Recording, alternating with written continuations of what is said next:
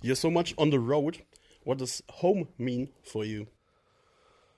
Home to me is about people.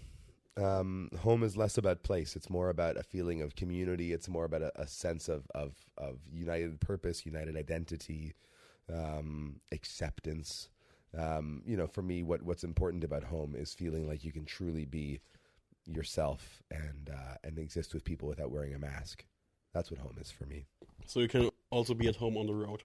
Yeah, as long as I got good people around me. You talked already about your artwork. It's from Caspar David Friedrich inspired. Am I right? That's correct. Yeah. What's it called in American or in Canada? This picture. The title in English is "Wanderer Above the Sea of Fog." Why did you choose this artwork? Well, I wanted to. I loved this piece by Caspar David Friedrich, and I wanted to take this iconic piece of art from art history and twist it just a little bit. So if you look at the full album artwork, of course, on normally all you see is the front cover, but if you buy the album itself, it folds open, and we see the painting is actually much larger. So Caspar David Friedrich's version is like, this big by this big. It's like a portrait.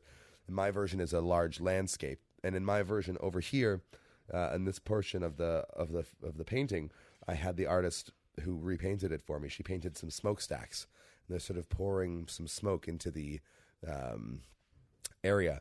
And what I wanted to do is to take this image of this romantic image of man who is standing at the peak of creation, looking down at the beautiful, sublime realization of the world, and then to ask this question: is this a perfect vision of the world that he's looking at? Maybe it is, but then if you open it up and look a little bit wider, we can see there's problems on the horizon, perhaps, or maybe what we thought that the character was looking at is different than what we initially had imagined, or maybe it's just different in the 21st century than when it was when the painting was painted.